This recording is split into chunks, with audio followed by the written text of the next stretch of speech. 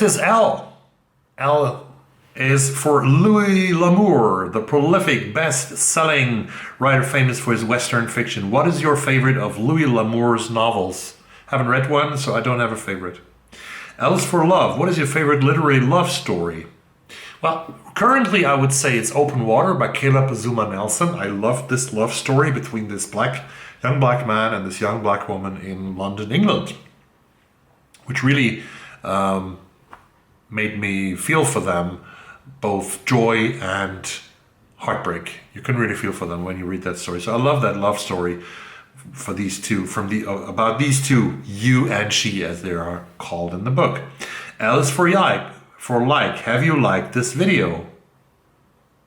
Of course, I like all your videos, and I like all the tags that you do, Jim. So I like this video, and it's a great thing that you do, that you give us all these prompts to make a lot of our own videos. So that's a great thing. I like it.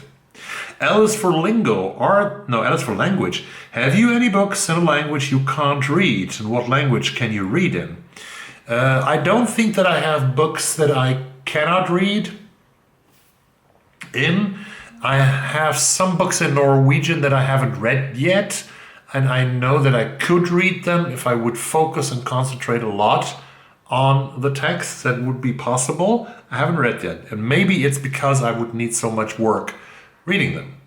The languages I could read books in are German, of course, it's Swedish and English, but it's also, I could also try to read Dutch, and I can read Dutch newspapers. I can read Norwegian and Danish. Yeah, that's about it. L is for lingo. Are there any words in other languages that have no equivalent in English? Yes, of course, there are words, and especially in Germany, we always say that Heimat has no real equivalent in English. Heimat, it's a word that maybe also exists in Russia, in Russian, where they say Rodina, for the country where they come from, the Mother Earth, where they come from, the Heimat, where you feel at home. But Heimat has no real equivalent in English. L is for literary fiction. What is your understanding of the term literary fiction? Good question, very good question.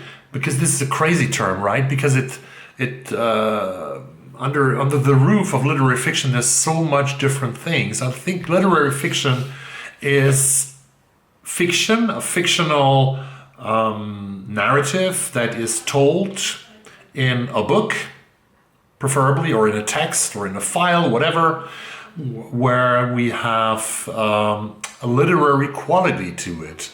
That means that it's not a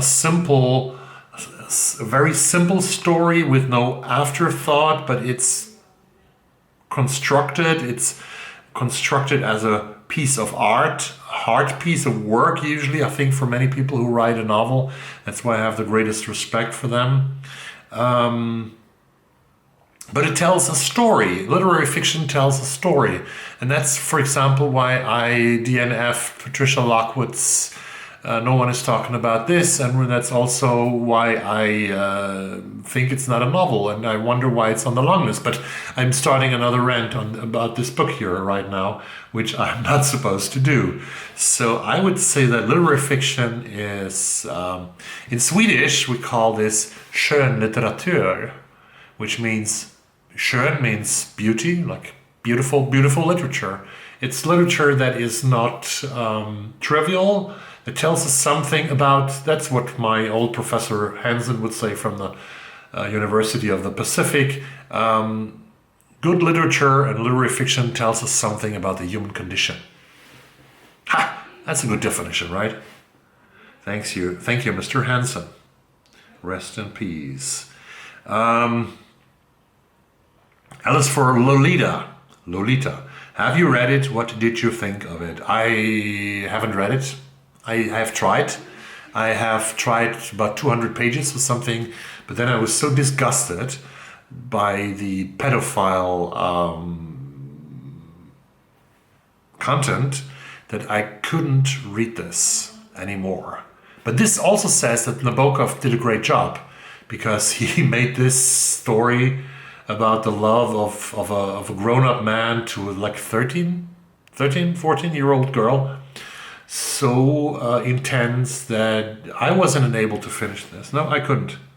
Alice for London. What is your favorite book set in London? Oh my gosh, I love London, as you know. I've been there so many times. Not so many times, but like a dozen times or 14 times. I don't know how often I've been in London. But anyway, I think one of the favorite books in London is This is London by Ben Judah, which is non-fiction, but about the different parts of the city and the different ethnicities and people who live there and their different life stories. I love that one.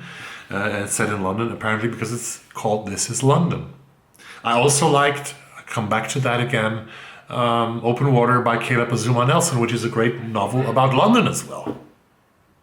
So here you have 2 titles. And I have more London titles to come in the next years, I hope. Alice for Librarian. Do you have a favorite librarian? You mean in literature, probably? Or in movies? In the movies? Yes, I have, of course.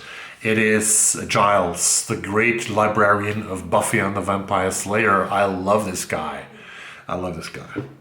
He's the favorite librarian. He knows everything about monsters, about demons. He knows all the books. He knows where to look after, to find cures against them, to find tools against them, to find weapons against them. Giles is the hero, the guy. Alice for Last. What is the last book you read? That was Caleb Azumah Nelson's Open Water. That's what I finished. The last book that I read actually was yesterday, The Bad Muslim Discount by Syed M. Masood. So that was everything about